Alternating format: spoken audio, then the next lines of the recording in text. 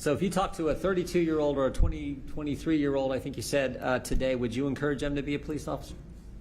Yes, but not in Chicago. Wow. I would, but it's just like I tell everybody, you got to have a passion for it, but it's a difficult job right now. Yeah. It's a difficult position that you're going to be put in. Just learn the ropes, things will change.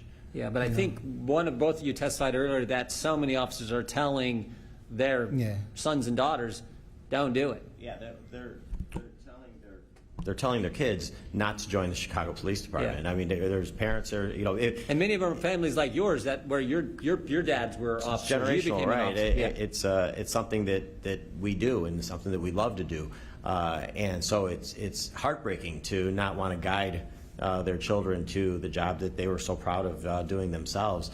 So many times they're just directing them to go elsewhere. And that's not just Chicago. That's happening in other big cities around the country as well. Yeah, that's to me is one of the scarier things about all the defund police and everything else they're doing, making your job tough. You can't. I mean, the idea that you can't chase down a bad guy. To me, that was like, you got to be getting. I'm just a country boy from Ohio, but that seemed like you got to be kidding me. That's what I thought police do. You know, like makes absolutely no sense. So we want to thank you all for being here. I thought maybe we would end with Mr. Caldwell. If you could just remind us again about your brother. You know, I think you said he was 18. He just turned 18. Just to turn 18. What was he thinking about doing? Or maybe even your brother and your friend's two brothers. Because in the end, we got to focus on how all this stuff is truly impacting families. Yes. People. Yes. Human beings, fellow human beings in this community. That is what this, in the end, that's what it's all about. And so tell us, the last 2 minutes and 52 seconds, tell us about Christian or your friend's two brothers who were tragically killed as well. Christian was excited about college. That was his goal. As I mentioned previously, at 16, he wanted me to take him on a college tour outside of Chicago, which I did. There's so many like Christian in this town, so many good, innocent kids who just want to be afforded a life to live. And oftentimes within the city of Chicago, whether it be due policies, because soft on crime policies come with a mentality where criminals just simply take over and they have no fear or regard for the repercussions of breaking the law. We have to change that immediately. And the way that we change that, and the way that we prevent another Christian or my friends, two brothers, prevent their deaths, is to be tough on crime. Law and order is the only way we're going to change the situation here in the city of Chicago. And I am hopeful that this committee hearing will lead to some more light on that. But I am also disappointed that many of your colleagues on the Democrat side chose not to come here. Many of the folks who've said Black Lives Matter, and they do, but they're not showing that Black Lives Matter by not being here today.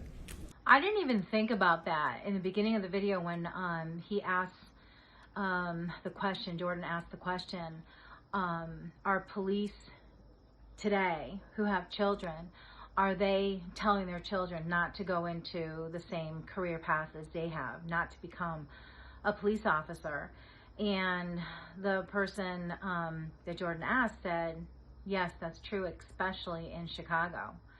You know, I didn't even think of that. I mean, I know everything that's going on with police officers retiring earlier and, you know, because they're getting no support and the craziness of crimes that's increased and they're not able to do anything to stop it. I know all that, but I didn't even think about that police officers are actually telling their children, which usually as a parent you would encourage your child to go into the career path that they did if that was what they wanted to do. But anyways, that was mind-blowing for me. And when Jordan had said that, you know, the policies of today, so soft on crime, and how he was like blown away that people can actually get away with crime. They may get arrested, but with no cash bail policy, they just get let go. And criminals know that. They're organizing and they're getting out there and they're doing it. So I totally agree with him. I feel so much for Caldwell. I've been following his story ever since his brother was murdered in Chicago. tragically. And it just breaks my heart how he was just, visiting colleges with him, and then he was tragically murdered in Chicago. But he's made it a mission to have a voice for Chicago, for the people in Chicago who are sick and tired of the crime that's going on. He wants to be that voice. He wants to generate attention. And he was so mad that Democrats decided not to show up for the meeting today. That has been rescheduled, I heard, a few times, so that we can get, or they could get, enough Democrats, Republicans at this meeting. No Democrats showed up for this meeting, and Caldwell says that if they are truly supportive of Black Lives Matters, and they do, they should have been there. But of course, it only matters when there's a political agenda behind it for them. So sad.